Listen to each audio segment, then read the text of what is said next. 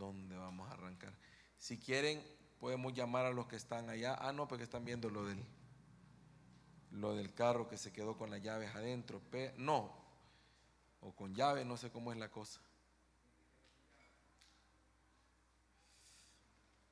Déjeme ver.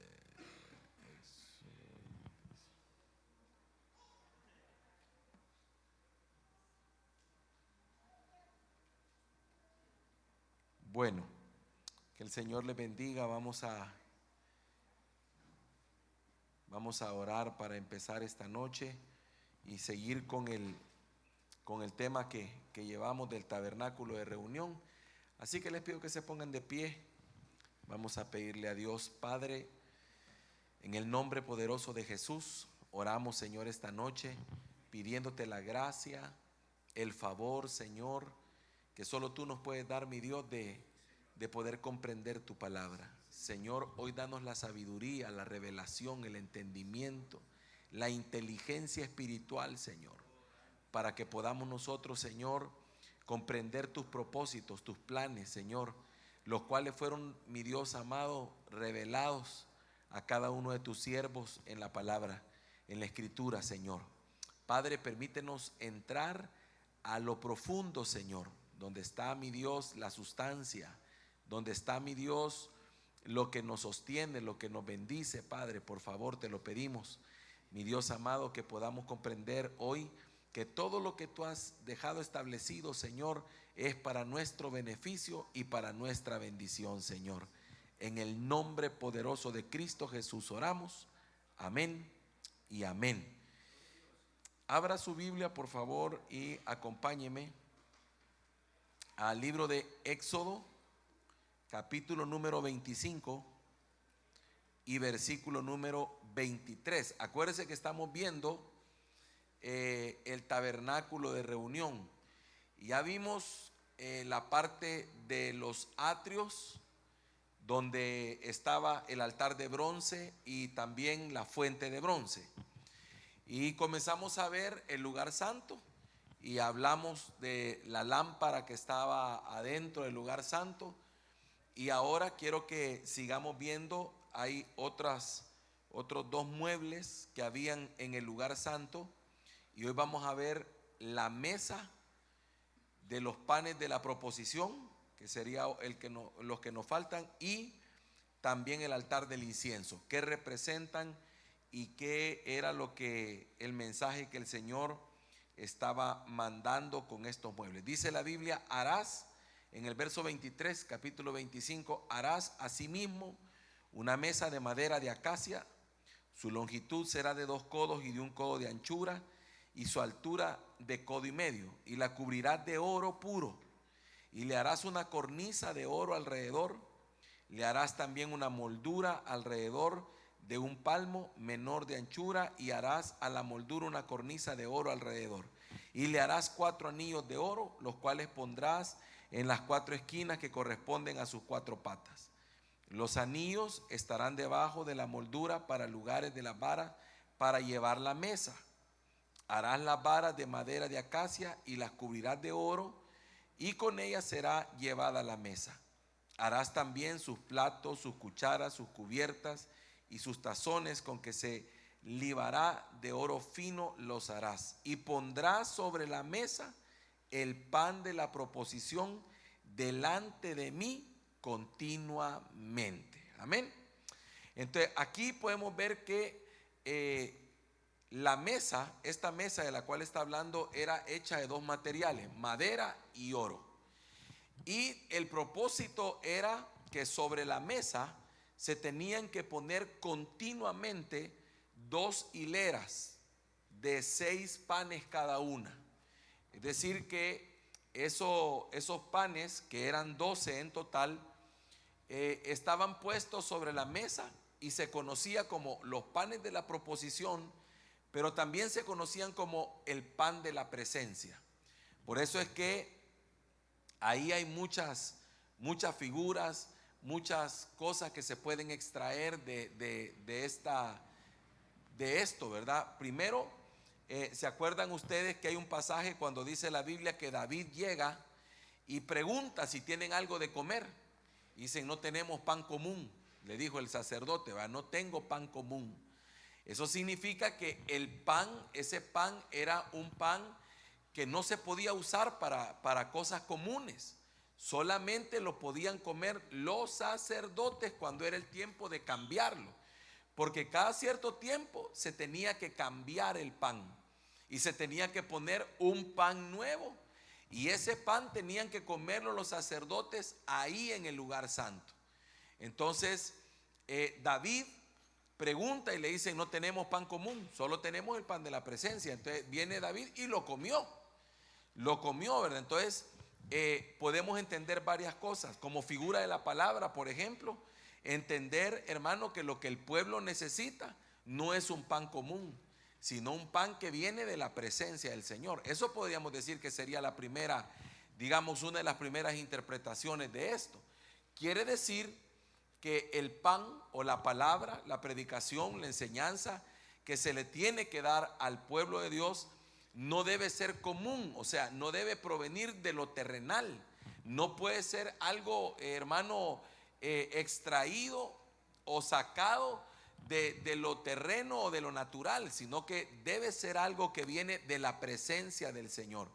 Por eso el ministro, el que predica, el que enseña, el que va a predicar la palabra, no puede sacar un mensaje, ¿verdad? Así como decimos nosotros, bajarlo de internet, ¿verdad? Darle copy paste y venir y decir, ese voy a compartir hoy, porque sería un pan común, sería como un pan, hermano, normal. Y usted me va a decir, ¿es palabra? Sí, es como que yo le dijera, es pan. Sí, es pan, pero es pan común. Entonces usted necesita llevar un pan que ha salido del corazón de Dios, que usted ha recibido de la presencia del Señor, que usted lo obtuvo, ese pan lo obtuvo usted estando en la presencia del Señor y preguntándole qué es lo que Él quería darle a su pueblo. Ese es número uno. Número dos, el hecho de que eran 12 panes significa también que esto me habla de la provisión de Dios para cada una de las tribus que conformaban la totalidad del pueblo. Acuérdese que todo lo que Dios gobierna, fíjese bien, todo lo que está bajo gobierno de Dios tiene una característica. Y Dios estableció que todo lo que gobierna lo dividió en 12. Todo lo gobernado por Dios está dividido en 12. Por eso, si usted se da cuenta, Dios dividió al pueblo en 12 tribus. Los meses del año son 12.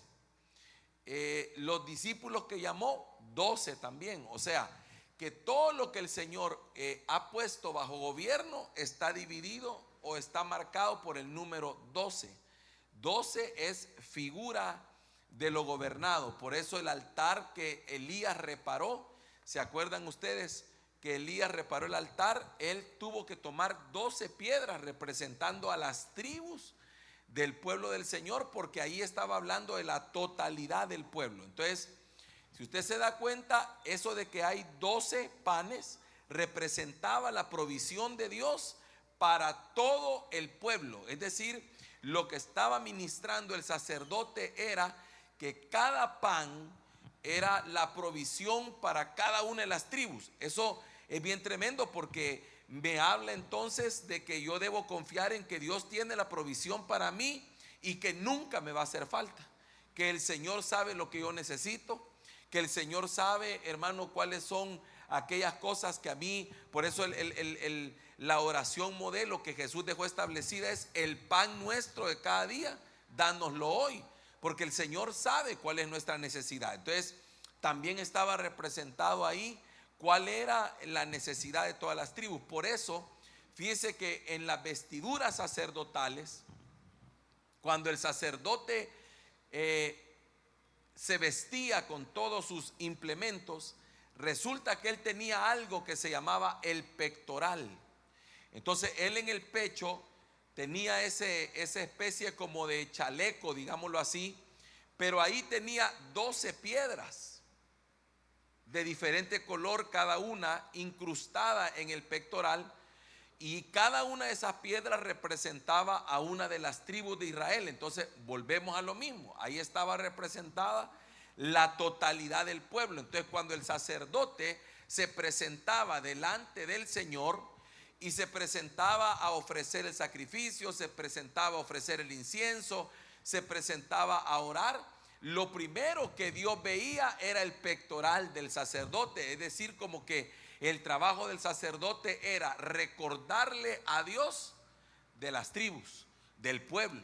Era lo primero. Entonces eso es algo bien interesante, porque es como que usted, digamos, cuando usted se para a orar, en el caso mío, por ejemplo, ¿verdad? En el caso mío, cuando estoy delante del Señor, es como que si yo tuviera, ¿verdad?, la tarea de recordarle al Señor, bendecir toda la congregación, bendecir todo el ministerio que el Señor me ha conferido para pastorear. En el caso suyo, digamos, los que son padres, ¿verdad?, se presentan delante del Señor y es como que usted le estuviera recordando al Señor las bendiciones para cada uno de los miembros de su familia, pues, porque usted los representa. Entonces, cada vez que usted mira ese número 12 metido ahí, está hablando de todo lo que Dios gobierna, de todo lo que a Dios le pertenece. Entonces, cada hilera de pan, además de eso, estaba cubierta de un tipo de incienso. O sea que el pan que estaba puesto sobre la mesa estaba cubierto de un tipo de incienso. Y ese incienso de alguna manera volvía el pan un poco amargo, un sabor peculiar, que no era un pan común, no era un pan como para almorzar, pues, sino que era un pan diferente, era un pan que representaba la provisión de Dios. Pero también hay otra cosa, tercer punto, el hecho de que el sacerdote o los sacerdotes tenían que comerse ese pan, es decir, que el pan estaba una semana ahí. Entonces, el día de reposo el pan era cambiado y se ponía uno nuevo, otros 12 panes. Y los que eran quitados se los tenía que comer el sacerdote. Entonces también eso es figura de la administración, porque eso significa que el sacerdote también debe, hermano, de alguna manera aprender, como por decirlo así, como a comerse todo lo que el pueblo, hermano amado, significa o representa, los problemas, lo que sale en la administración, lo que el pueblo confiesa, lo que el pueblo declara, lo que el pueblo, hermano, expresa. Por ejemplo, cuando usted va delante del ministro y usted cuenta y usted dice: fíjese, pastor, que yo pues tengo una situación, yo he estado en esto, aquello, lo otro, y usted empieza a expresar. Entonces el ministro tiene que tomar eso, tiene que agarrarlo, porque usted lo está soltando, usted lo está sacando, usted lo está expresando, usted se está liberando. Entonces el ministro tiene que tomar eso. Es como que si el ministro lo tomara, hermano, y lo desechara. Fíjese que en una ocasión, me acuerdo yo, hace algún tiempo, estábamos a punto de empezar un culto general y yo estaba en mi oficina estaba en la parte de abajo, y de repente una hermana entró corriendo y yo la vi que entró y de repente se me fue a meter a la oficina y me dijo: pastor, yo ya no aguanto, me dijo, yo ya no soporto, me dijo, ya no aguanto, ya no puedo con esto, yo necesito soltar esto. Y yo le decía: pero ¿y qué es lo que quiere soltar? Es que mire, me decía, ya no aguanto, ya no tolero, así que yo aquí se lo voy a dejar, me dijo, aquí se lo voy a entregar y yo nunca más quiero volver a saber de esto. Pues sí, pero ¿y qué es? Pues le decía yo, vea. Y mire, hermano, y de repente va metiendo la mano en la cartera y saca una bolsa con marihuana y me la pone en el escritorio y me dice: ya no quiero en mi vida jamás volver a consumir esto, me dijo. Se dio la vuelta y se fue. O sea que soltó el problema, pero me lo dejó ahí, ¿verdad? Entonces en el momento agarré eso yo: Padre, en el nombre de Jesús, ¿verdad? Así como esta mujer ha venido a declarar que ya no quiere esto, Señor, hacerle el milagro, Señor, que se rompa la adicción. Y entonces en el momento me tocó desecharlo. Pero ese es un tipo, hermano, como de administración, porque cuando usted suelta algo, cuando usted se libera de algo, hermano, el ministro tiene que saber qué hacer con eso. Por ejemplo, cuando usted expresa, Porque hay cosas de las cuales usted no se puede liberar porque no las expresa. Porque si usted las oculta, por eso dice la Biblia, mientras callé, se entumecieron mis huesos.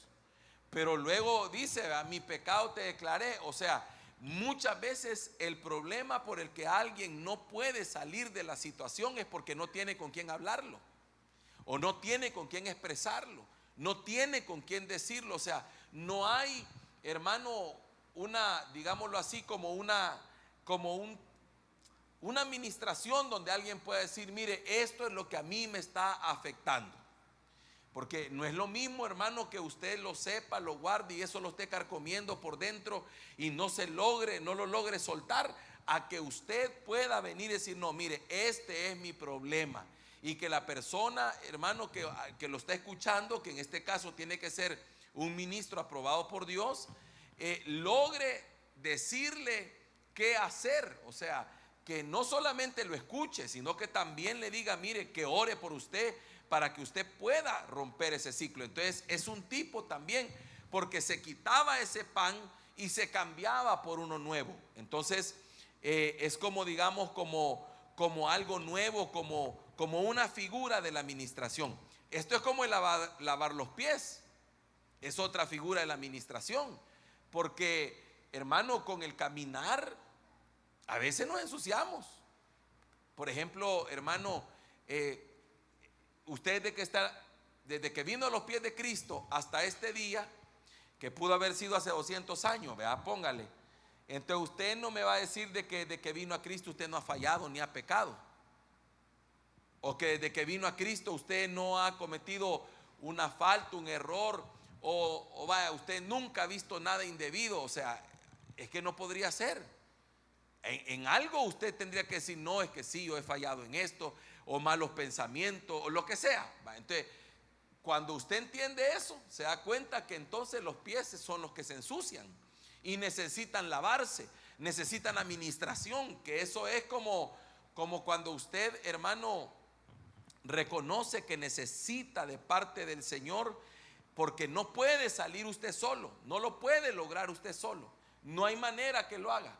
Aunque usted me diga, no, mire, yo tengo mi relación con Dios y yo voy directamente al Señor. Hermano, yo en lo personal le voy a decir una cosa: hay ciertas cosas que se pueden lograr así, pero hay otras que no. Hay otras que necesitan la intervención ministerial. ¿Por qué? Porque necesitan de ministración, posiblemente de liberación.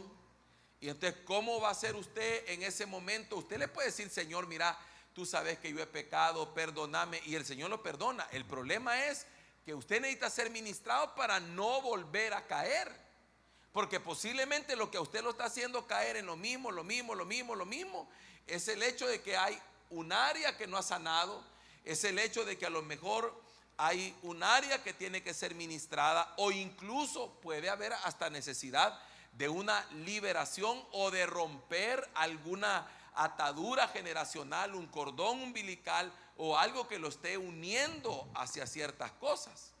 Entonces, el problema es que muchas veces el pueblo del Señor, por pena, porque honestamente, vea, ¿cuántos han ido al médico alguna vez? Va, cuando va donde el doctor usted lo va a examinar, vea, pero no así como examinada así. Mire, así como a veces que el médico está ahí escribiendo y ni lo vea. ¿Y dónde le duele? Y que no sé qué, y ni siquiera lo vuelve a ver. Eso no. Pero cuando usted lo van a chequear y le dicen, vaya, acuéstese aquí. Y si es más complicada la cosa, va, y lo mandan a ponerse una bata, ¿verdad? Y vaya, entonces, ¿y cómo? Si es el doctor, pues. Va, y las hermanas, vaya, les voy a hacer otra pregunta. Este es más difícil. Y las hermanas cuando tienen que ir a hacerse los chequeos con la ginecóloga, ¿verdad? Que no pueden decirle, no me mire, no quiero que me mire. Es penoso, ¿verdad que sí? Va, así es la administración también. ¿Por qué? Porque usted tiene que expresar. Y en ese momento usted se tiene que desnudar, pero nada más que espiritualmente, ¿verdad? Se tiene que desnudar y tiene que hablar la verdad, porque si usted no habla la verdad no puede ser libre. Porque a veces solo con hablar la verdad usted ya se liberó, usted ya soltó, usted ya con solo poder le quitó derechos al enemigo. Porque muchas veces el derecho que el enemigo tiene es el silencio que usted guarda. Es el hecho de tener un área oculta o escondida. Eso de tener oculto o escondido algo, eso le da derecho al enemigo para que usted no pueda ser libre. Pero cuando usted, hermano, se suelta de eso, usted le quita los derechos, se rompen las cadenas, las ataduras, y usted puede cambiar. Por eso es que se necesita, mire, esa es la gran diferencia entre aquellos que tienen predicadores y los que tienen pastores. Porque el predicador jamás en la vida va a poder escucharlo a usted, ni tampoco va a poder orar directamente por usted, ni tampoco usted va a poder tener acceso a una consejería o a un tiempo. No va a poder. Entonces va a tener una, digámoslo así, una relación limitada. Pero cuando usted sabe que hay ministros y usted dice, no, yo tengo, ya no aguanto, es que yo tengo que hablar, yo tengo que soltar esto, es que yo tengo que ver cómo hago porque no puedo seguir así. Entonces todo eso es figura, está representado ahí. Por eso esos panes solamente podían estar a cargo de la clase sacerdotal. No los podía tocar nadie más, solamente los sacerdotes que entraban al lugar santo. Y fíjese, hermano, que eso también me habla, bueno, ya le dije, la provisión para todo un pueblo, para toda una nación. Por eso usted tiene que sentirse siempre seguro de que la provisión le va a venir de las manos del Señor y que nunca le va a hacer falta nada. Porque con eso el mensaje era, ahí está, continuamente está ese pan para las 12 tribus. Nunca le va a hacer falta. Entonces, tenía el nombre, ¿verdad? Digamos que cada pan tenía un nombre, ¿verdad? Este es para la tribu de Zabulón y así sucesivamente. Entonces, ahora en la actualidad hay un pan que tiene su nombre y usted está representado ahí y nada le va a hacer falta. El Señor, hermano, siempre le va a dar la provisión que usted necesita. Entonces, antes de que los sacerdotes pudieran comer el pan, estaba delante del Señor durante 7 días, presentado como una ofrenda para el Señor. Sobre la mesa estaban ahí, sobre la cubierta que era de oro. Entonces, eso también es bien interesante porque la mesa era hecha de madera y oro. Y eso me habla de dos naturalezas. Por eso es que Jesús, hermano, podía combinar en sí mismo las dos naturalezas, la naturaleza divina y la naturaleza humana. La madera representa la naturaleza humana y el oro representa la naturaleza divina. Entonces estaba conjuntado en la misma persona. Acuérdese que todo habla de Cristo. Todo en el tabernáculo de reunión apunta a Cristo. Aún los panes, ¿qué dijo el Señor? Yo soy el pan de vida. Entonces el Señor está diciendo, todo aquello apuntaba a mí, todo aquello hablaba de mí. Vuestros padres comieron del maná en el desierto, pero murieron, dice. O sea que ese pan no era, solo era una figura.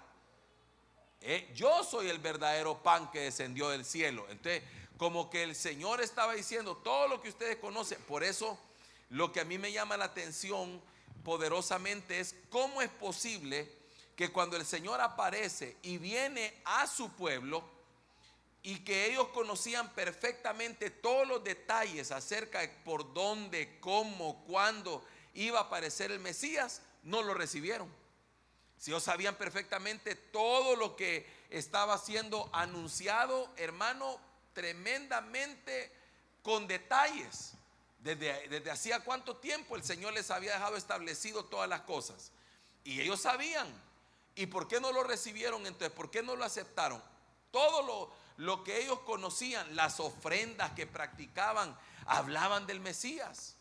¿Dónde iban a nacer? Todo estaba claro. Si ahí porque realmente ellos esperaban otra cosa, ¿verdad? Su orgullo no les permitió aceptar que Jesús fuera el Mesías. ¿Por qué? Porque primeramente ellos lo llamaban, a Jesús lo llamaron hijo de fornicación. Eso fue lo primero, porque ellos no podían entender cómo una mujer podía dar a luz un hijo sin haber tenido relaciones con un hombre. No podían entenderlo. Entonces para ellos Jesús era hijo de fornicación, porque para ellos María y José habían fornicado antes de casarse y había aparecido Jesús como fruto, ¿ve? Entonces le llamaban hijo de fornicación. Ellos no podían comprender cómo podía ser eso de que el Espíritu del Señor iba a venir sobre María y iba a quedar embarazada. Eso no lo podían entender. Sin embargo, Él les había dicho a ellos, fíjese, cuántas cosas el Señor no les declaró. Les dijo: yo soy el pan de vida. Les dijo: el que no come mi carne. Y si usted se acuerda, creo que está en el Evangelio de Juan, capítulo 6 y versículo 66, creo que es. Quiero ver. Fíjense qué tremendo. Si será casualidad ese número que se conforma, ¿verdad? Ahí, el 666, que es el número del anticristo. Y mire de qué se trata ese verso. Resulta que el día que el Señor les dio la enseñanza de que el que no comiera de su carne y no bebiera de su sangre no tendría vida eterna, desde entonces muchos de sus discípulos volvieron atrás y ya no andaban con él. Imagínense, hermano, el haberles dicho algo que ellos ya conocían, el haberles revelado. Yo creo que por ahí está en los versos anteriores, dice exactamente qué fue lo que Jesús les había dicho. Y por eso el Señor siempre decía algo, hermano, que para mí es maravilloso, porque Él decía que ninguno puede venir a mí si no le fuere dado del Padre. Es más, el Señor hablaba de una escuela del Padre. Dice: es que si ustedes me reconocen es porque fueron enseñados por el Padre. Eso es algo también profundísimo. ¿Cuándo nos enseñaron? ¿Cuándo el Padre nos enseñó? ¿En qué tiempo fuimos enseñados por el Padre? ¿Verdad? Entonces usted debe entender que eso es maravilloso, pues. Ahora, significa que nuestro Señor Jesucristo es la provisión que nosotros necesitamos. Por eso aquellos panes también eran figura de Cristo. El pan que descendió del cielo. El pan, por eso no solo de pan vivirá el hombre, sino de toda palabra que sale de la boca del Señor. Por eso usted debe entender, hermano amado, que debe descansar en el Señor. Yo siempre le he dicho a usted que cuando tenga una necesidad, busque al Señor. Y el Señor, que es fiel, Él va a tocar corazones, Él va a mover voluntades, Él va a hacer cosas maravillosas. Porque el Señor sabe, hermano, de qué cosa usted tiene necesidad. Pero Él también mira cuando en lugar de buscarlo a Él, usted busca en otro lado, usted le toca la puerta a alguien, usted anda pidiendo por allá. Hermano, no, es al Señor a quien usted tiene que buscar. Y yo le puedo asegurar una cosa, que cuando usted empieza a depender de Dios, usted empieza a ver milagros tremendos, porque usted empieza a ver la mano verse de una manera sobrenatural y espectacular. Así que en cuanto a esa mesa, también hay otro punto importante, y es que esa mesa tenía argollas y unas varas que servían para moverla del lugar, porque eso significa que los sacerdotes la podían cargar y trasladar. Fíjese qué impresionante eso. ¿Por qué? Porque eso significa, hermano, estaré contigo donde quiera que tú vayas. El Señor no está en un solo lugar. El Señor, hermano, nos ha dado una promesa, que donde usted se mueva, ahí va a estar el Señor con usted. El Señor no es Dios de territorios. Por eso Abraham entendió eso y le dijo a Lot: agarrá para allá, para donde vos querrás. Porque Abraham sabía una cosa: donde yo me quede, Dios va a estar conmigo. Donde yo me establezca, ahí el Señor va a estar conmigo. Él no es Dios, hermano, de lugares específicos. Por eso yo siempre le he dicho a usted que si Dios está con usted, usted va a prosperar donde quiera que usted esté. Porque José prosperó, hermano, en Egipto. José prosperó en la cárcel, porque Jehová estaba con él. Entonces yo no entiendo por qué hay gente que dice: es que para prosperar me tengo que ir para otro lado, para la USA, para no sé dónde, para Europa. No, hermano, para prosperar usted necesita al Señor. Y el Señor, que es el mismo aquí en Estados Unidos, en Italia, en España, donde sea, Él es el mismo, lo va a prosperar y lo va a bendecir. Así que eso en cuanto a la mesa de los panes. Y luego estaba el otro mueble, que era el altar del incienso. Aquí me voy a detener un poco, porque esto me habla de la vida devocional. Esto me habla, el incienso representa la adoración y la oración. Y acuérdese que cuando hablamos de la oración, hablamos de varias cosas. No solamente hablamos de la oración personal, sino que también de la intercesión. Porque fíjese, hermano, que si me pone ahí, por favor, creo que es Lucas capítulo 11. Lucas 11, 1. Sí, fíjese que nosotros hemos, digamos, comprendido parcialmente la oración modelo que el Señor enseñó. Porque fíjese que en estos versos dice, ¿verdad?, que cuando Jesús estaba orando y terminó de orar, uno de sus discípulos le dijo: enséñanos a orar. Así que orar es aprendido. Por eso a la gente le dicen ore, pero no le enseñan cómo. Usted tiene que orar más, pero no le enseñan. Y orar es aprendido, porque el reino tiene protocolos. ¿Usted sabe qué es lo que es un protocolo? Mire, usted no puede llegar, imagínese que a usted lo han invitado a una cena de gala. Hay un protocolo, desde la vestimenta hay un protocolo. Ahí dice vestimenta formal. Usted viene y se le ocurrió llegar en jeans, ya no entró. Y el protocolo tiene muchas cosas. Presentar la tarjeta, dice, si no, no entra.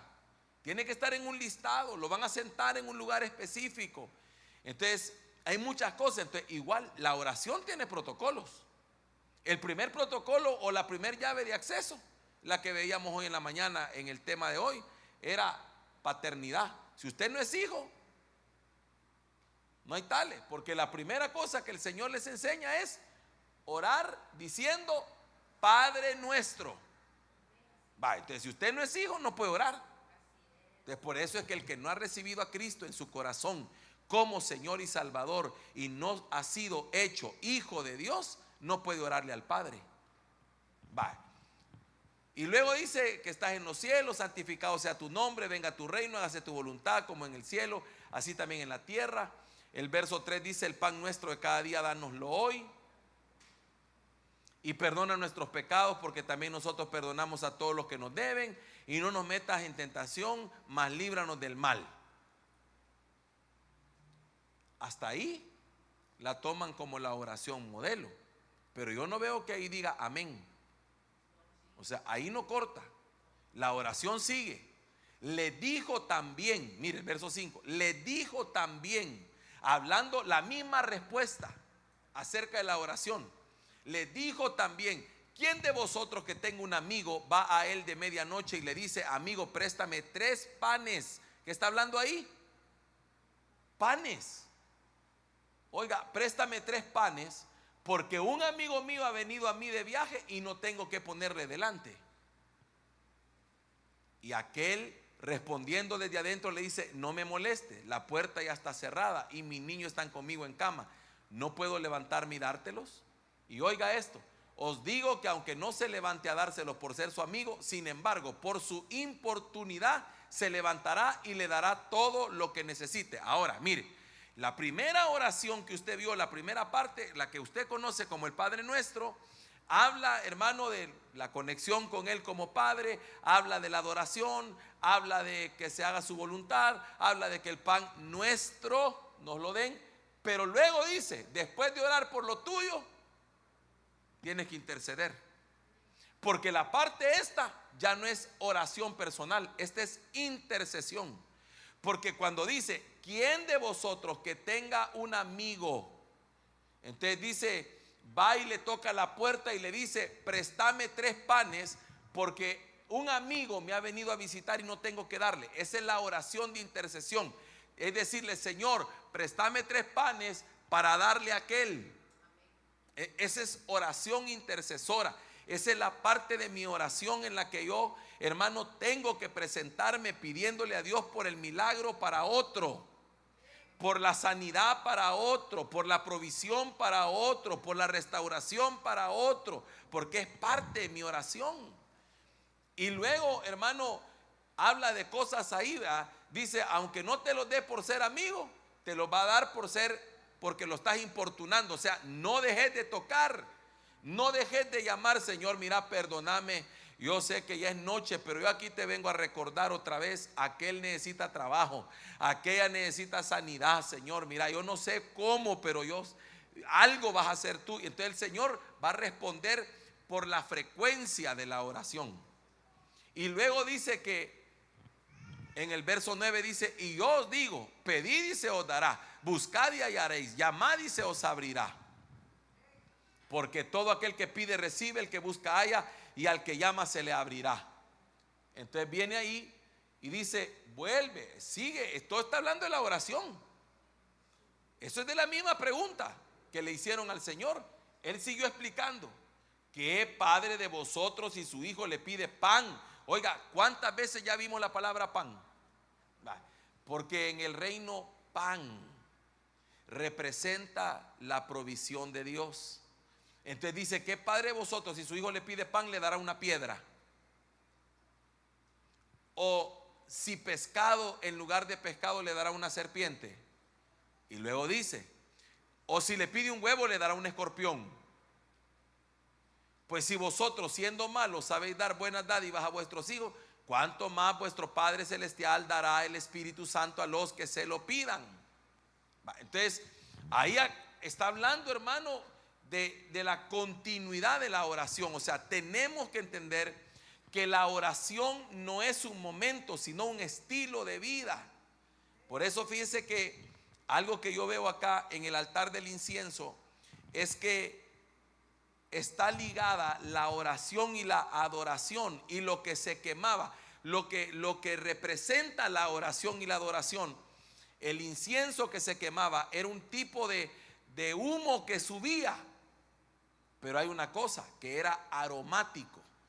Y por eso es que a mí, hermano, se me reveló hace mucho tiempo que la adoración no se escucha, se huele.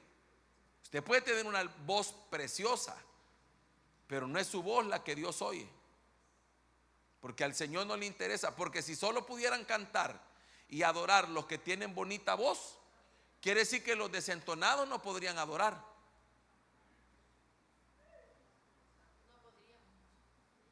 No, espéreme, yo quiero que me agarre esto. O sea,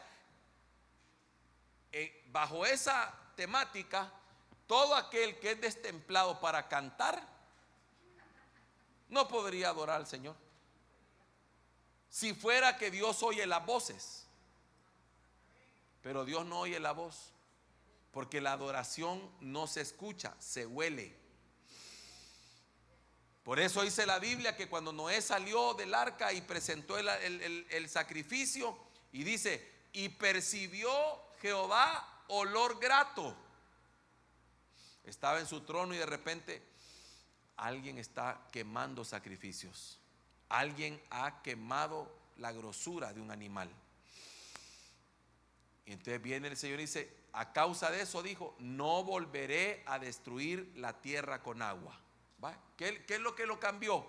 El olor de un sacrificio. Y la mujer aquella que llegó con el perfume de nardo puro, dice que toda la casa se llenó del aroma de ese perfume.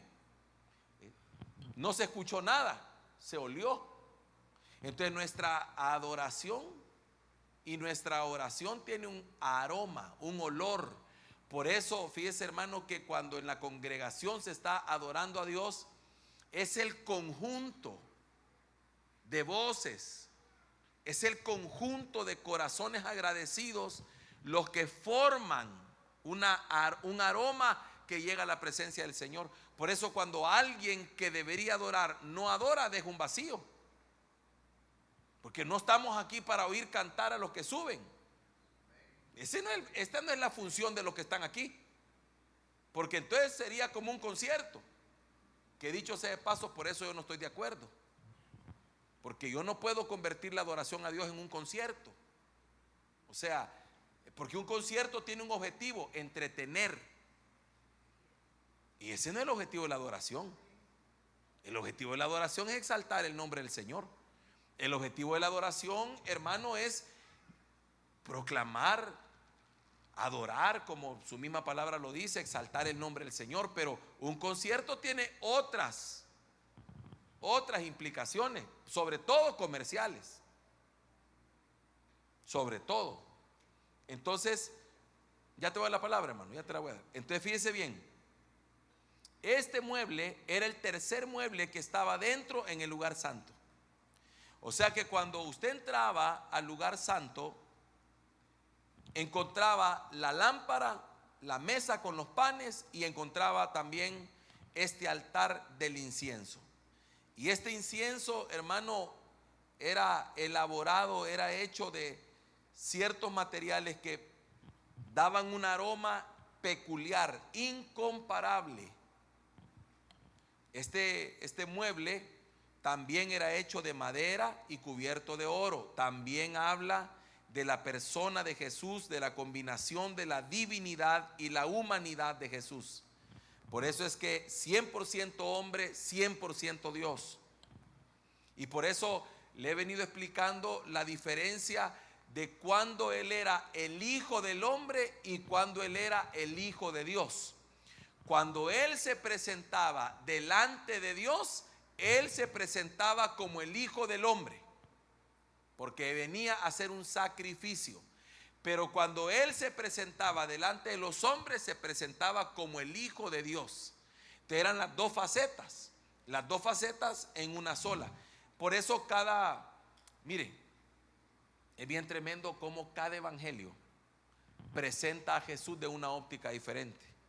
Mateo, Marcos, Lucas, Juan lo presenta desde una óptica distinta.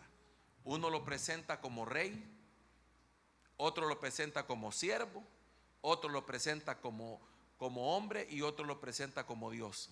Las facetas completas del Señor. O sea, el Señor era, por decirlo así, todo en uno. Ahora, este mueble, el altar del incienso, tenía una importancia, una relevancia tremenda, porque era lo que llenaba de aroma todo el lugar. Todo el lugar santo se llenaba, el lugar santísimo se llenaba del aroma de ese incienso que se estaba quemando. Y ese incienso representa también la vida de oración que nosotros debemos llevar. Mire, hermano, una de las cosas que más le cuesta al creyente es orar. Porque, hermano, usted empieza a orar y resulta que el enemigo va a hacer cualquier cosa para que usted no ore. No solamente cosas que parecen malas, sobre todo cosas que parecen buenas, ocupaciones. Y usted dijo: yo voy a orar mañana, ¿va?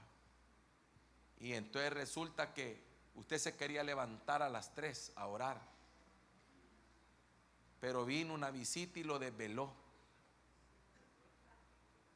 ¿Quién cree que le mandó esa visita? El enemigo. Porque lo último que el enemigo quiere es que usted ore.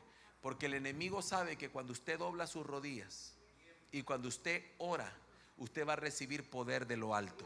Y usted va a recibir comunión con Dios. Y si usted tiene comunión con Dios, hermano, ¿qué pasaba con Moisés cuando descendía del monte?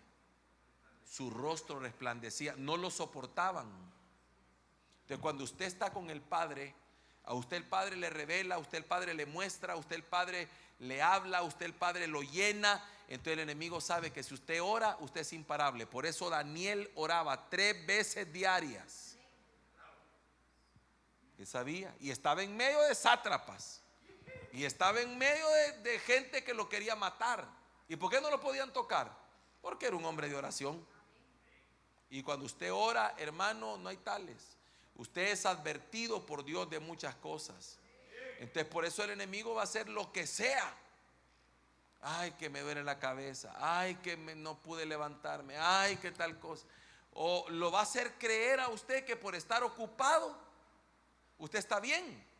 En realidad, hermano, en el reino estar ocupado y ser productivo son dos cosas diferentes.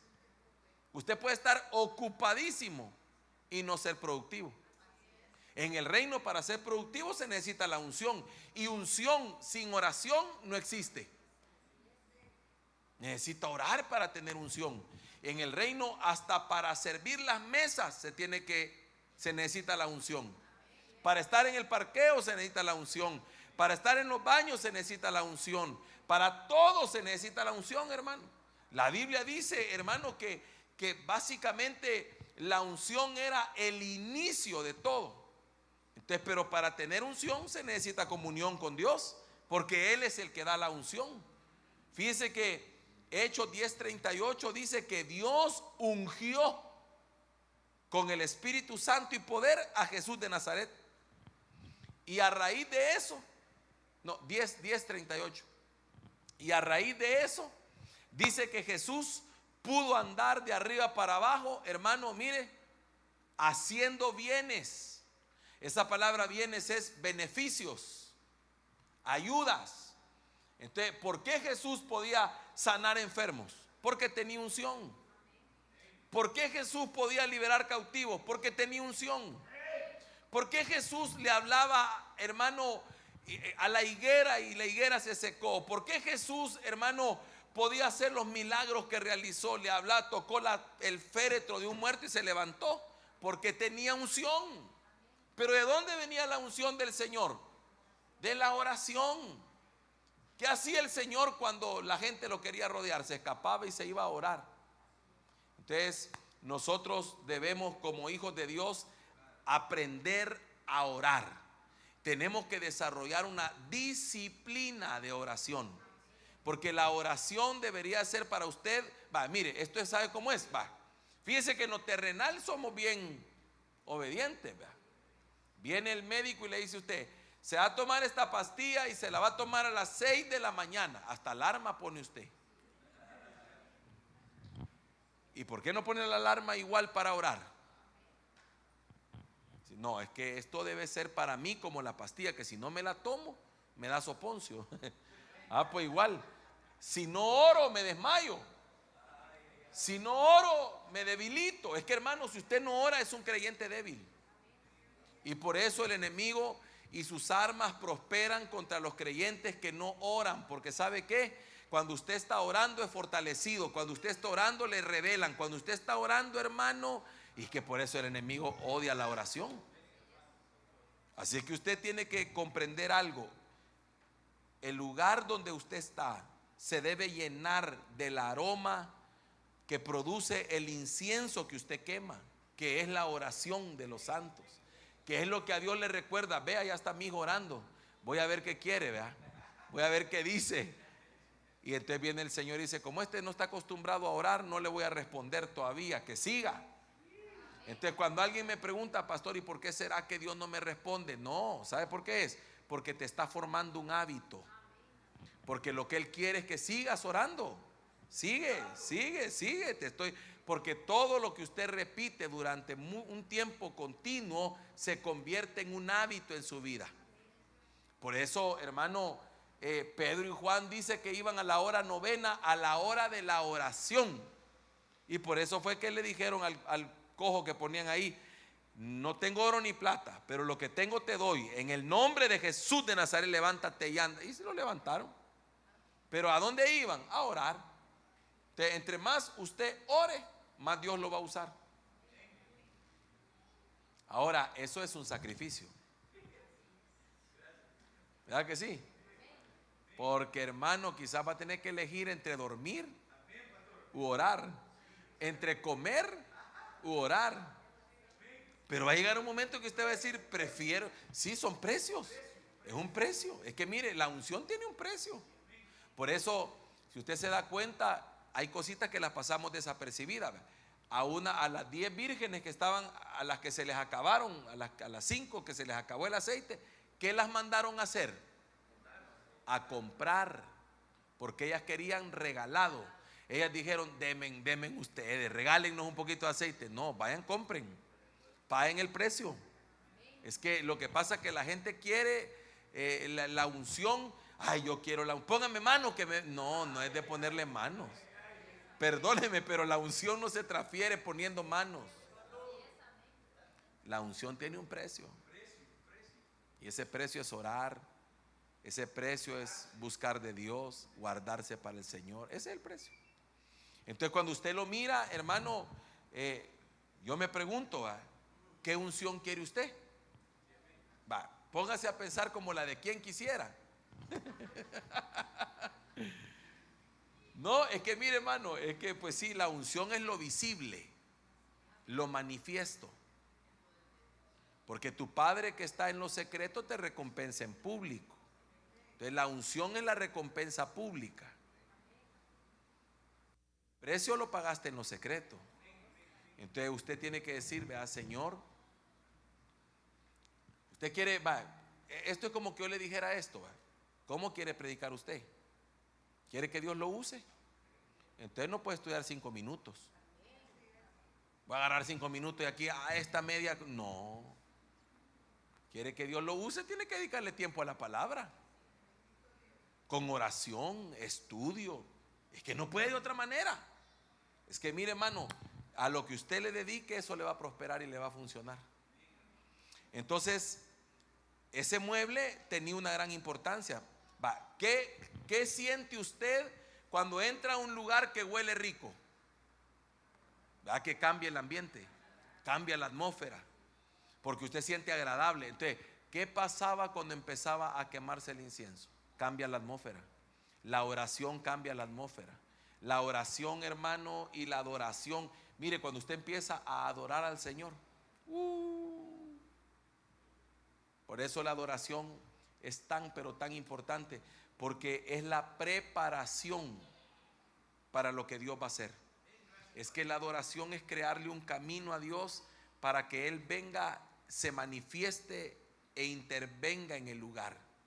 Por eso yo siempre he creído que la adoración al Señor, si hablamos que la adoración y la alabanza van de la mano, usted no puede decir, ¿cuánto tiempo de alabanza y adoración? ¿Media hora? ¿Cuántos cantos? 3. No puede. No se puede. Es que no es mecánico. Es que eso no es un programa. Yo he dicho algo. Fíjese que en el caso mío que me toca predicar, yo quizá una de las cosas que más le pido al Señor que me ayude es a poder interpretar la atmósfera, a discernir la atmósfera espiritual, el termómetro del lugar. Entonces por eso usted mira que a veces yo vengo, ya terminó la adoración, pero yo después de toda la ofrenda y todo, volvemos. Póngase de pie, levante sus manos, adoremos otro momento, porque todavía no es el momento de soltar la palabra, todavía no está preparada la tierra, todavía no, es que mire, dice la Biblia que primero caía el rocío y después descendía el maná. Y el rocío es figura de la adoración. Lo que, hermano, el rocío era lo primero, lo que preparaba, y después venía el maná. Entonces la gente quiere el maná, pero no quiere adorar. Entonces usted tiene que aprender. Yo me acuerdo que uno de los conflictos al principio que yo tenía era que a mí me habían enseñado al revés. A mí me habían enseñado, es que la palabra es lo que importa. A mí me habían enseñado, hermano, que no importaba que yo no llegara al tiempo de la alabanza, con que oyera la palabra suficiente. Pero eso no es cierto. Es que nada puede bajar si primero no sube.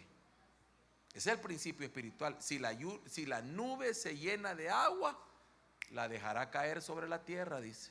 Principio. Todo lo que sube, después baja. Yo no puedo venir y decir, Señor, lo que importa es la palabra, porque mi corazón no fue preparado.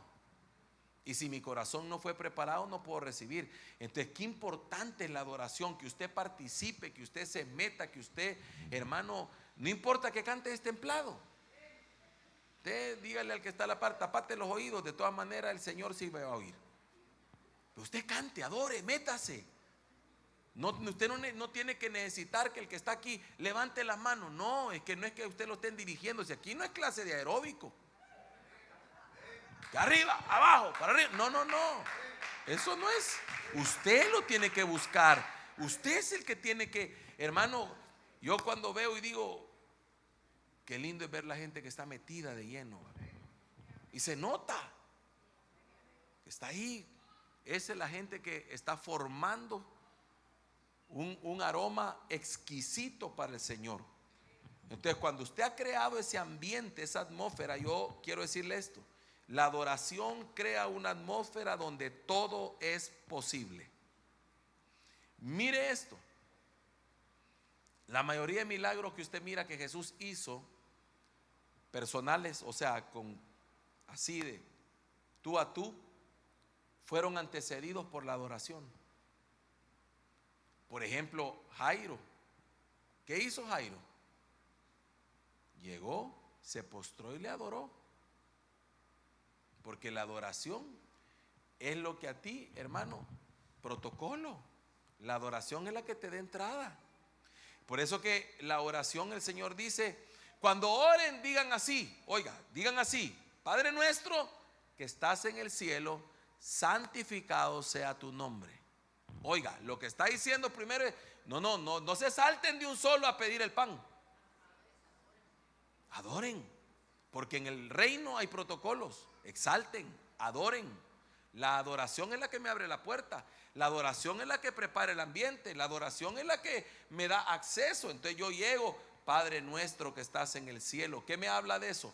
Me habla de posiciones. ¿Dónde estoy yo y dónde está Él? ¿Dónde está sentado? Señor, tú que habitas en luz inaccesible, tú que vives en el Olam, en la eternidad, y que tu trono, Señor, es sempiterno, y que tu reino, Señor, es inconmovible. Tú que dominas en el reino de los hombres. Entonces empieza a adorar. Y luego dice, santificado sea tu nombre. Esa es la parte más linda de la adoración, cuando usted empieza a reconocer: grande es tu nombre, apartado de todos los demás. Señor, eres único, eres especial, no hay nadie como tú, mi Señor. Tu palabra dice que desde donde sale el sol hasta donde se pone, grande es tu nombre. Y usted empieza a orarle. No puede llevar una lista. Es que mire, quemar incienso no es llevar una lista ahí que diga: Señor, quiero ver, hoy te vengo a pedir. Mira, Señor, ay, se me olvidó tal cosa, espérate. Y lleva un pergamino de cosas. Eso no es. Eso es una lista de peticiones. Y tendrá su tiempo. Cuando usted llegue a pedir el pan, ahí. Pero ¿cuántas cosas pasaron antes de pedir el pan?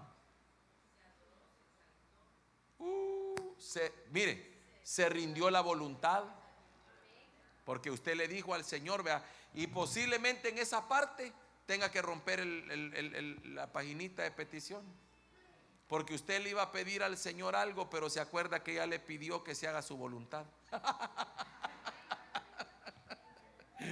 Entonces, como ya le pidió que se haga su voluntad, ya posiblemente lo que usted le está pidiendo no cabe. Tremendo, ¿verdad? Entonces, cuando llega ahí a pedir, pedir es parte, pero orar no es pedir. Orar es tener relación. ¿Quién de ustedes tiene amigos? A ver, levánteme la mano. ¿Cuántos tienen amigos aquí? Va. ¿Qué pasaría si su amigo solo lo busca para pedirle? Ya que pasaría que usted le suene el teléfono. Ay, me está llamando aquel. No, ahorita no puedo. No le contesta. ¿No será que a veces Dios por eso también se hace esperar? Porque lo buscamos como aquel genio de la lámpara, que la venimos a frotar para pedirle 3 deseos, y ya ni siquiera 3 deseos, 3 órdenes le damos. Dios no es eso. El Señor es digno de ser adorado. La Biblia dice que el trono de Jehová está rodeado de serafines, seres de fuego, que continuamente claman y dicen: santo, santo, santo es Jehová de los ejércitos. Toda la tierra está llena de su gloria. Dice la Biblia que en el cielo hay una adoración continua. Hermano, es impresionante eso. Por eso usted tiene que aprender, mire, usted tiene que ser un adorador, porque el Padre no vino a buscar ni predicadores, no, vino a buscar adoradores en espíritu y en verdad. Dice que vino a buscar lo que se había perdido. Entonces, este mueble, este altar del incienso, es súper importante, porque con él se entraba al lugar santísimo.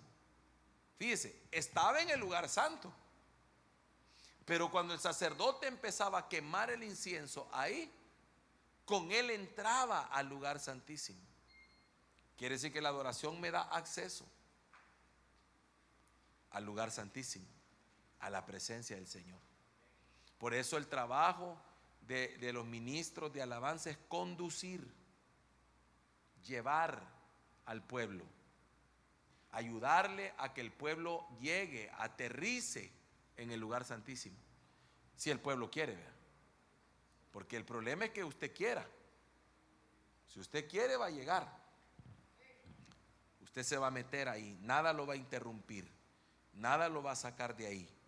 Por eso, hermano, qué interesante es que usted comprenda qué es la adoración. Mire, es tan importante que el enemigo, cuando tentó a Jesús, le dijo: todos estos reinos te daré si postrado me adorares.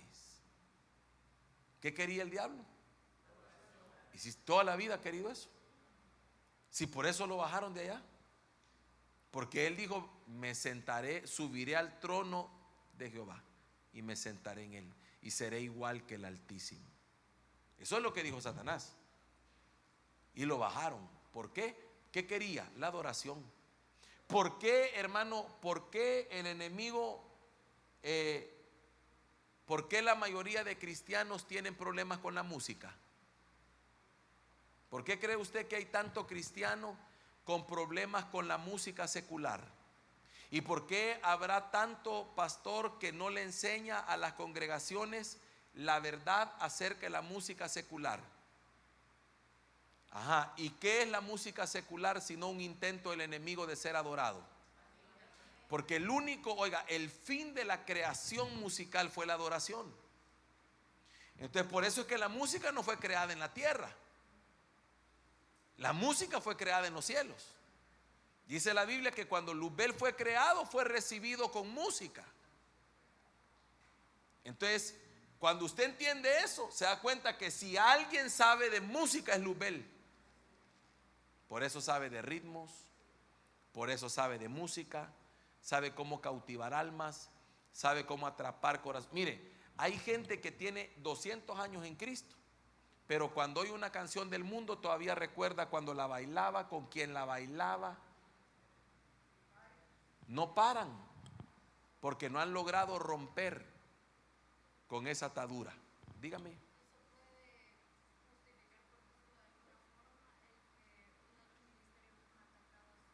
Claro, es que alabanza va a la brecha. ¿Quién subirá primero? ¿Quién preguntaron y dijeron, ¿quién subirá primero? ¿Quién irá adelante en la formación de guerra? Y entonces el Señor respondió: Judá irá primero. La alabanza abre brecha, la alabanza va primero. Pero además de eso hay otro punto que es de considerarlo también, vea. Porque ¿quién dio origen a la tribu de Judá? Cuando hablamos de la tribu de Judá, ¿quién dio origen? ¿Quién fue el originario de Judá? ¿Y cuál fue su iniquidad? Acuérdense en qué cayó Judá, que se acostó con la nuera disfrazada de ramera, ¿verdad? ¿Se acuerda? Entonces hay una iniquidad. Por eso Judá se tiene que cuidar de las inmoralidades en el área sexual, porque ahí es donde el enemigo los toca. Si se da cuenta, esa es la lucha, porque es la forma que el enemigo usa para derribar. Tremendo, hermano. Eso tenemos que estar claro. ¿Por qué el enemigo lucha contra los ministerios de alabanza? ¿Por qué el enemigo trata de desintegrarlos? Porque, hermano, la alabanza y la adoración crean una atmósfera propicia para que Dios se mueva.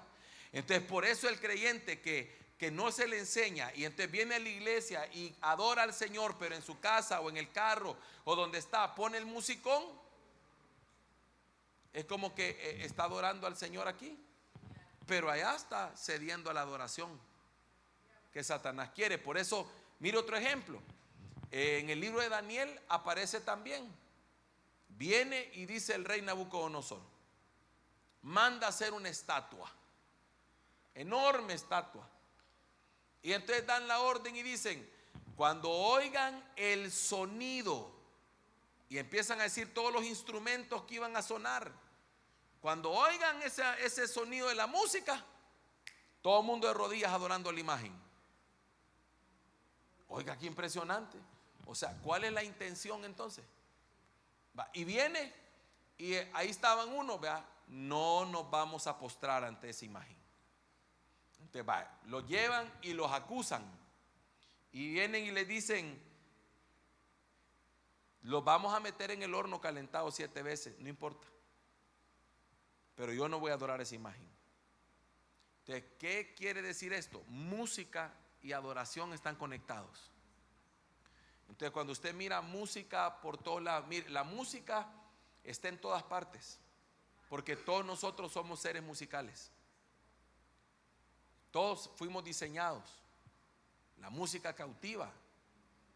Usted se da cuenta, hermano, los niños chiquititos en el súper andan en la carreta y cuando ponen el musicón ya brincan los hipotes. Porque hay algo que respondemos a la música. ¿Por qué? Porque motiva el alma. ¿Por qué más? Porque somos seres musicales. Se nos puso la música para adorar. O sea, tenemos por decírselo así, tenemos el chip de la adoración. Pero el enemigo, por eso mire, por eso en esto y en muchas áreas, el enemigo busca anticiparse. Antes de que se despierte lo de Dios, él quiere despertar. Por ejemplo, gente que trae dones proféticos, el enemigo busca contaminarlos con ocultismo, con hechicería, con cosas, con adivinación, porque busca anticiparse. Alguien que trae para la alabanza, para teclado y todo, el enemigo busca y los mete en orquestas, en cantos, en otras cosas, como que le quiere anticipar a lo que Dios quiere hacer. Por eso nosotros tenemos que cuidar a nuestros niños, que ven, que oyen. ¿Se ha fijado que todo tiene música para los niños? Todo tiene música. Los muñequitos, música. En todo lugar para niños hay música. Y entonces el cuento es que se aprende cantando. Eso es una parte, pero en realidad no es esa la intención. La intención es cazarles el alma. Entonces ahí andan los muchachitos, ¿verdad?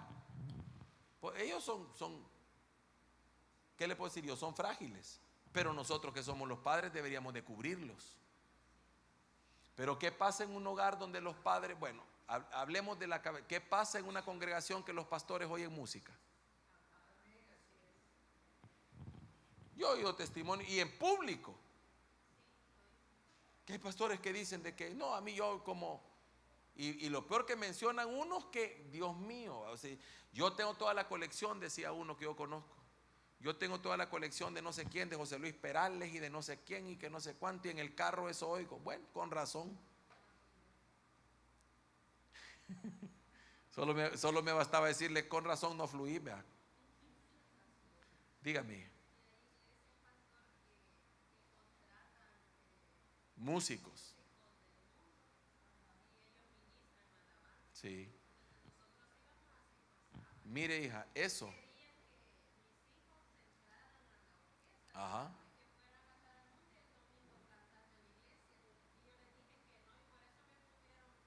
Rebelde.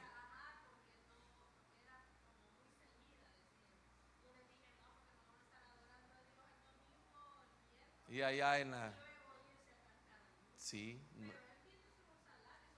Pues sí, no, eso no existe. Mire, ahora me va a entender por qué no me gustan los conciertos. Porque es lo mismo. Los grandes cantantes Como no pueden viajar con toda la orquesta, contratan, pero los contratados tocan aquí, tocan en el mundo, tocan en todas partes. Entonces, por eso yo nunca he pagado para ir a un concierto. Nunca. ¿Sí? ¿Sabe por qué no lo he hecho? Porque digo yo, ¿por qué voy a pagar yo por adorar? Si yo puedo adorar a donde sea. Aquí no adoramos, pues, y nadie le cobra. Hermano Miguel, ¿tú ibas a decir algo, hijo?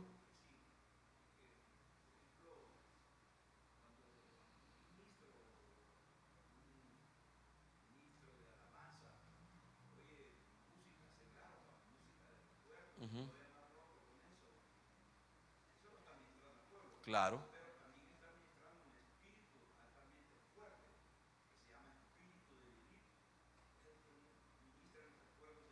Recuerdos del pasado.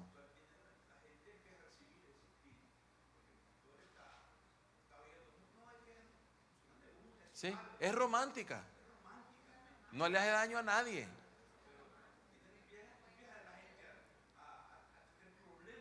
Claro. No pueden dejar el pasado. Por ejemplo, les voy a poner un ejemplo que sucede a veces en los matrimonios. Dicen los matrimonios, ya en Cristo. De repente, eso porque me pasó a mí una vez. Estábamos, no me acuerdo en qué estábamos, pero de repente en el lugar donde estábamos, en un restaurante creo que estábamos, y de repente pusieron una música y le dice ella a él, oí mi amor, nuestra canción, con esa nos enamoramos. Y me quedé, con razón, dije yo, con razón no avanzan, con razón no son libres, con razón hay adulterios, con razón, o sea, ¿por qué? Porque se tiene que romper, porque lo que dice el hermano es bien cierto. Lo que pasa es que es como tener una atadura. ¿Sabe cómo es? Como que usted dé 3 pasos para adelante, pero esa atadura lo regresa y da 4 para atrás. Y usted dice, ¿por qué a cada rato? ¿Y por qué vuelvo a lo mismo? Porque hay música que te está ministrando el alma. Por ejemplo, hermano, es que es bien difícil decirle, ¿verdad? Pero imagínense que yo en el mundo, un ejemplo, que yo en el mundo, hermano, oía rancheras, por ejemplo. ¿De qué me tengo que alejar yo? De las rancheras. No voy a andar oyendo música ranchera cristiana, porque mi alma lo que va a estar pensando no es en adorar, sino en el pasado. Yo tengo que entender una cosa, tengo que ser libre, tengo que entender para qué es la música. Ya lo vimos, creo que en la primera clase del tabernáculo hablamos de las 3 partes de la música: ritmo, melodía y armonía. Entonces, que la música capture el alma. La música deja cicatrices. Hay música que usted puede pasar años y de repente oye la tonada y se le pega. La anda tarareando porque se le pega, es bien pegajosa, diseñada. Porque mire, la música, así como todos los artes son de inspiración. Son inspirados. Y el problema con esto es el significado de la palabra inspirar. El significado literal, bíblico de la palabra inspirar es soplar. Es por eso que la Biblia dice, la Escritura dice, toda la Escritura es inspirada por Dios. La palabra inspirar es que el que escribió se sentó y le soplaron. Por eso, ¿quién te está soplando? Dice por ahí, vea. ¿Quién te está hablando? Entonces te soplaron. Entonces, al que creó esa canción, esa tonada, esa melodía, ¿quién lo inspiró? ¿Quién le sopló al oído? ¿Qué espíritu inmundo que produce desorden sexual, que produce desorden para las drogas, que produce depresión? ¿Quién le sopló? Tenemos que entender que hay una contaminación. Por eso, hermano, los verdaderos adoradores no pueden ser de agua dulce y agua amarga al mismo tiempo. No podemos tener hermano, comunión con Dios y con el diablo al mismo tiempo, pues. Y aunque a usted le llamen radical, pero hermano, perdóneme, es que hay cosas en la vida que no pueden ser grises. O son blancas o son negras. Hermano, yo vas a decir algo.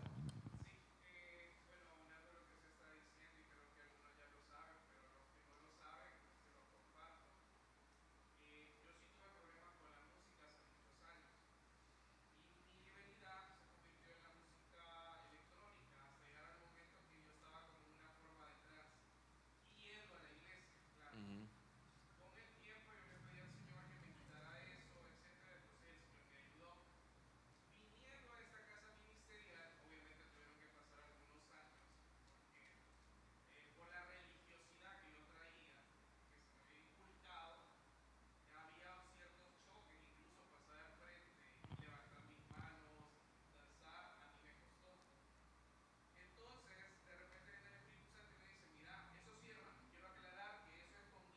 Claro.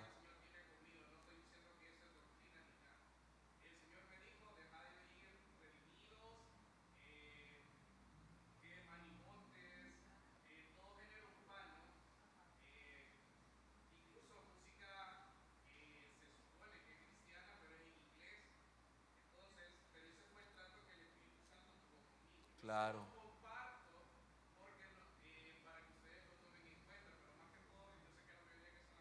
Sí.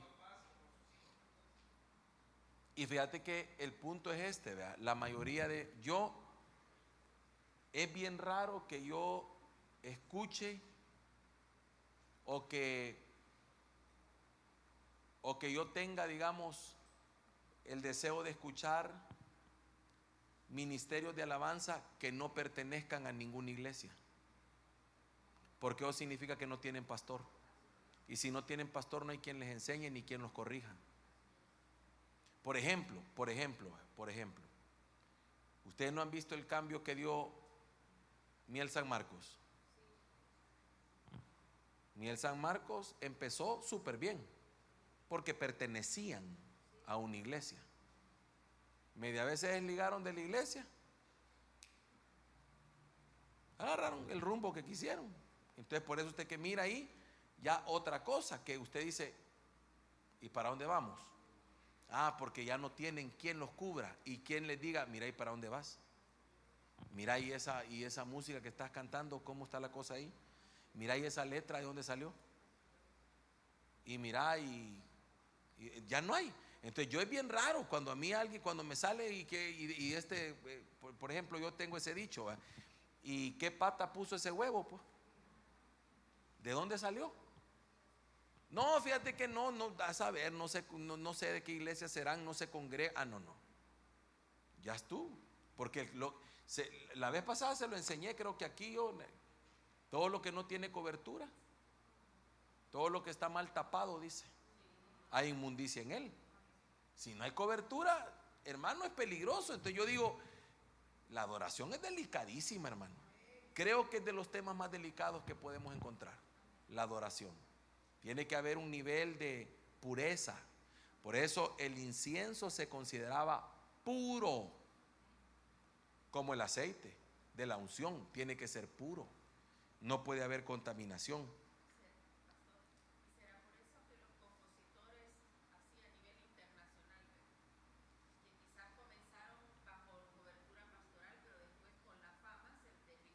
Claro.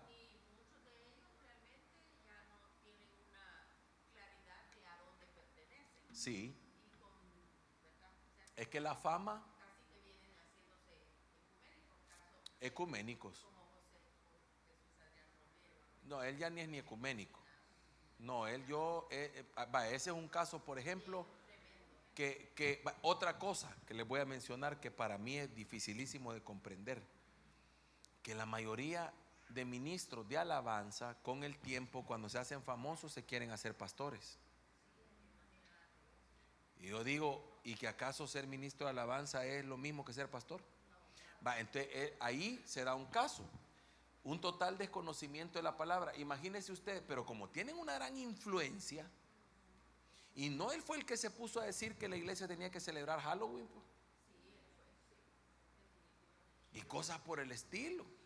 O sea, unas cosas que yo me encontré en un aeropuerto a otro famoso, no le voy a decir el nombre.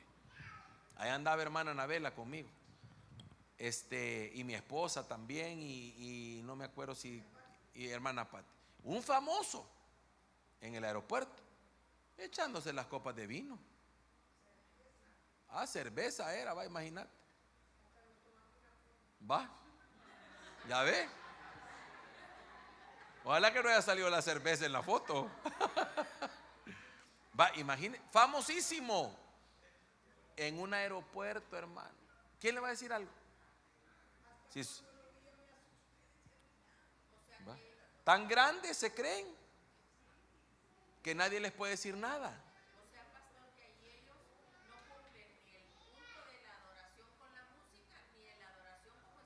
Claro, por supuesto. Ahora, lo terrible es la transformación que sufren estando aquí arriba. O sea, el cambio que hace, o sea, que es algo fingido, pues. Entonces es bien complicado. Por eso es que, mire, hermano, por eso es que uno cuando se pone a estudiar todo esto, se vuelve uno al final radical y se vuelve delicado. Dígame. El fuego extraño. Fuego extraño podríamos definirlo como cuando hacemos cosas que Dios no nos pidió hacer. Todo lo que Dios no nos pidió hacer es fuego extraño. Por ejemplo, ese estilo de vida Dios no nos lo ha pedido. Eso es fuego extraño, lo que no proviene del Señor y lo que no glorifica al Señor.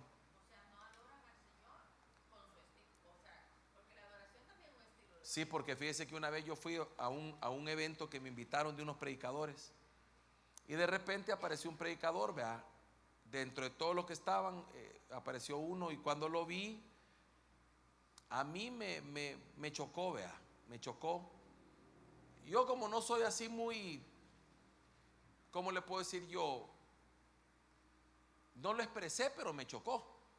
Y me chocó porque ya un hombre mayor, en aquel tiempo que yo fui, posiblemente el hermano andaba por unos sus, creo yo, 60 años y pelo largo, hermano.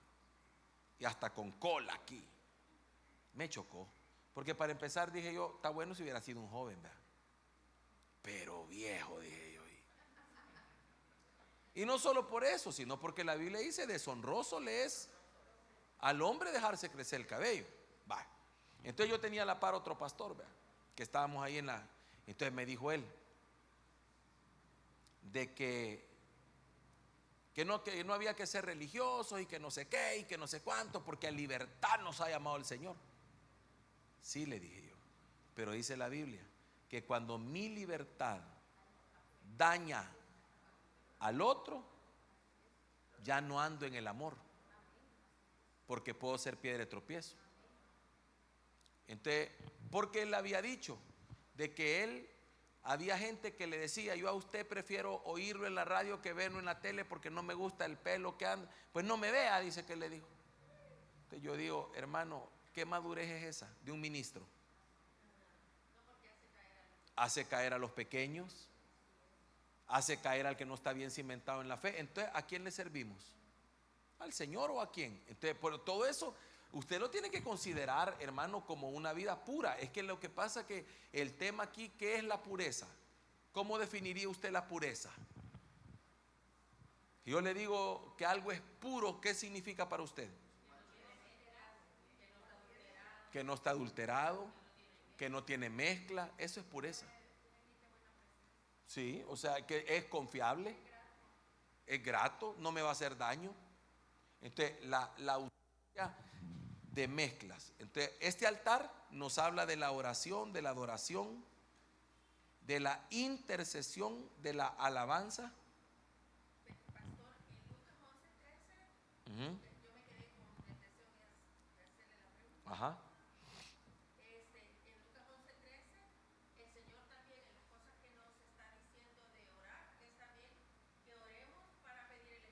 Totalmente. Por eso dice la Biblia de que nosotros nos enfoquemos en las cosas de arriba. Mire, la verdad, les voy a decir algo, la verdad, nosotros no deberíamos de perder el tiempo pidiendo cosas materiales, porque esas son añadiduras que van a llegar por buscar el reino. O sea, usted, hermano, esto es como cuando usted, Dios le dice que haga algo. Voy a poner un ejemplo. El Señor viene y me dice: Alberto, quiero que hagas un congreso y quiero que lo hagas en tal parte. Entonces el Señor ya sabe que yo posiblemente no tengo para hacerlo, ¿verdad? Y me dice: hacelo. Eso se llama visión. Dios me da la visión, pero si me da la visión, también me va a dar la provisión. Entonces yo no tendría que venir y decirle: Señor, mira, mándame el dinero para hacer el evento, si Él ya sabe que necesito el dinero. Yo lo que tengo que hacer es preocuparme de moverme en fe, y Dios va a hacer la obra. Ahora, 4 cosas entonces. El altar del incienso nos habla del poder de la oración, la intercesión, la alabanza y la adoración.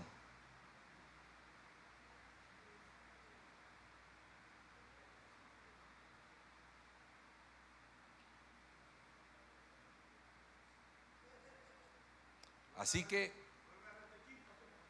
el altar del incienso nos habla del poder de la oración, la intercesión, la alabanza y la adoración.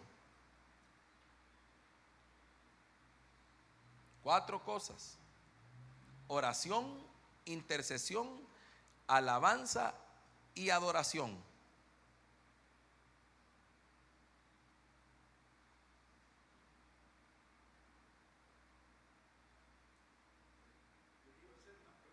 Dígame. Ajá.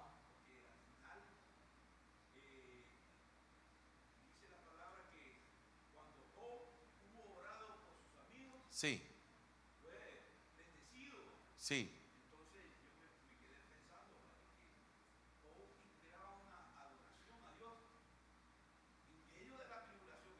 Claro.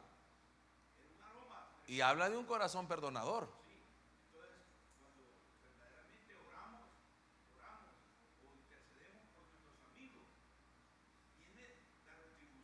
Claro. La bendición, la prosperidad. Claro.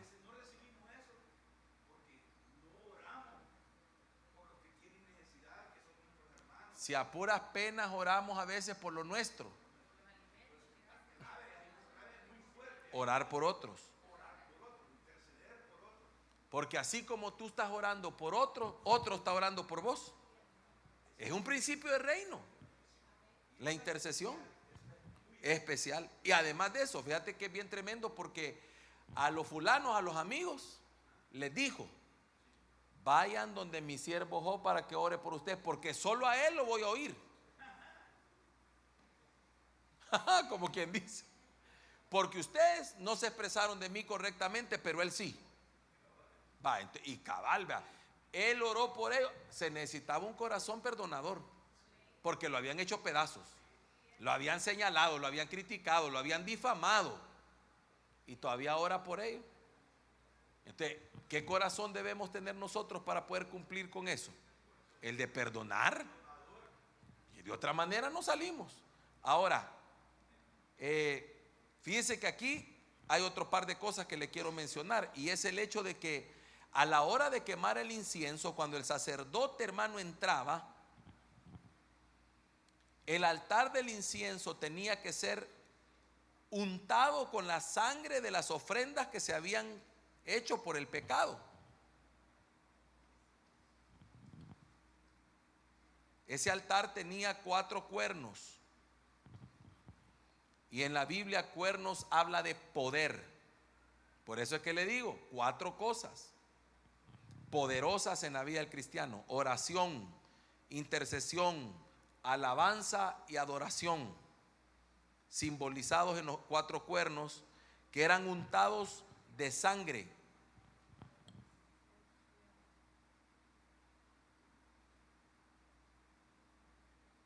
Por eso es que cuando el creyente descubre dónde está la clave, se vuelve hermano, invencible. Por eso hay un día conocido en la Biblia como el día de la expiación. Y en ese día se esparcía la sangre del becerro que se había sacrificado, del macho cabrío, sobre el propiciatorio, se purificaba todo el lugar con la sangre y luego se quemaba el incienso. Tremendo eso. Y oiga que era un incienso aromático. Y dice que el altar del incienso se encuentra en el tabernáculo de reunión delante de Jehová. Maravilloso, ¿verdad? Por eso, hermano, esto me habla de la vida devocional. De la vida devocional. ¿Qué es lo que estamos haciendo con los programas de la mañana? Queriendo formar en el pueblo un hábito de levantarse a orar, de levantarse a estudiar palabra y a orar. Yo sé que es un sacrificio enorme. ¿Cuántos están despiertos ya a las 5? Va, a las 5, va. Bendito sea el Señor. Mire, una congregación que ora, avanza. Una familia que ora, avanza. Un creyente que ora, avanza. Así que usted, hermano, va a avanzar en todos los proyectos de su vida. Ya va a ver. Todos los proyectos de su vida. Mire, yo he comprobado una cosa. Hay momentos de mayor sensibilidad espiritual. Hay momentos, ¿cómo le puedo decir yo? Digamos que nosotros como cristianos oramos. Debemos orar todo el tiempo, orar sin cesar, orar en todo tiempo. Pero hay momentos de mayor sensibilidad. Le comento uno, cuando estamos pasando pruebas. Usted está más sensible para orar, ¿verdad? Quiere orar más. Entonces dice la Biblia que hay un espíritu de oración. Dios derrama un espíritu de oración. Eso es diferente a ganas de orar. Porque usted puede tener ganas de orar, pero de repente el Señor derrama un espíritu de oración. Hermano. Esos son momentos de avivamiento. Esos son los avivamientos que encontramos en la Escritura. Esos son los momentos en los que Dios pone la mirada sobre alguien para avivarlo, levantarlo, porque quiere hacer algo glorioso. Entonces usted no se resista, porque si Dios está haciendo eso con nosotros en esta temporada, es porque quiere hacer algo grande. Entonces no se resista, participe, métase, fluya. Usted diga, me voy a levantar a orar aunque me cueste un mundo. Le va a tocar renunciar a todo. Yo he tenido que renunciar a una de las cosas de las cuales en mi formación aprendí mal, porque aprendí a desvelarme mucho. Porque por mi trabajo, como tenía que trabajar en lo secular, el único tiempo que me quedaba para estudiar era la noche. Entonces yo me desvelaba estudiando y eso me hizo daño, en el sentido, hermano, de que me malacostumbró, porque después ya no tenía el trabajo secular y siempre me desvelaba. Y entonces comprendí que la cosa no era así. Comprendí que la cosa era buscarle descansado. He aprendido a orar, hermano, antes de dormirme, en paz me acostaré y asimismo dormiré, porque solo tú, Jehová. Y cuando me levanto, yo me acosté y dormí y desperté porque Jehová me sustentaba. Imagínense, hay una porción para cada momento. Entonces, hoy tengo el problema, hermano, que a las 10 de la noche ya parezco viejito que me estoy durmiendo. Pero a las 2:30 estoy despierto. No, y mejor para orar y mejor para todo.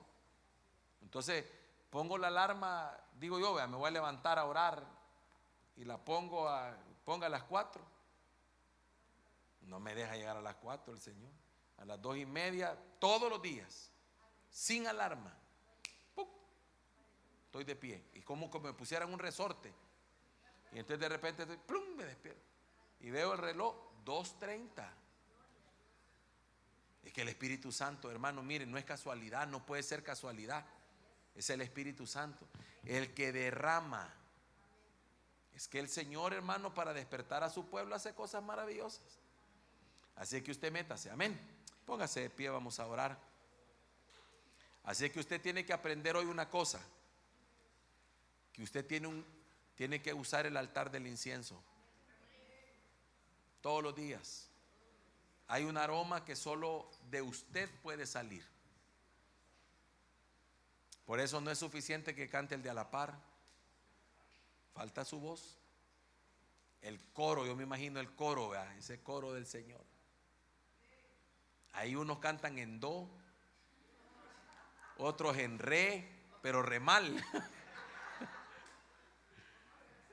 Otros en fa, la, de todo, ¿verdad? Pero yo no sé cómo hace el Señor, pero todo lo junta, hermano. Y dice, ahí está mi pueblo adorando mi nombre. Wow, poderoso el Señor, amén. Padre, te damos gracias esta noche, una vez más, Señor, por estos estudios que nos estás regalando, Señor, que tienen el propósito, mi Dios, de edificarnos, de formarnos, Señor, de crear en nosotros, mi Dios amado, ese adorador en espíritu y en verdad que tú estás buscando. Señor, estudios que tienen también la finalidad, Señor amado, de colar, de filtrar, Señor, de sacar todo aquello, mi Dios, que a lo mejor, Padre Santo, no nos deja avanzar hasta donde tú nos quieres llevar, Señor, porque yo estoy seguro de una cosa, que tú quieres hacer con nosotros cosas grandes y maravillosas, Señor. Porque mi Dios, tú no tienes cosas comunes y corrientes para nosotros. Tienes cosas extraordinarias, Padre Santo. Eso lo puedo comprender. Y sé, Señor, que mi Dios, tú estás trayendo un avivamiento primeramente personal. Un avivamiento, Señor, en estos últimos tiempos, porque estamos viviendo los últimos tiempos. Un avivamiento que va a tocar las 5 dimensiones, los 5 ámbitos: personal, familiar, congregacional, nacional y mundial, Señor. Va a alcanzar todo, Padre Santo, porque es, mi Dios, la red de los últimos tiempos la que se está tirando, la cual, Señor amado, traerá la cosecha de almas más grande de toda la historia. Señor, gracias te damos en el nombre de Jesús. Amén y amén.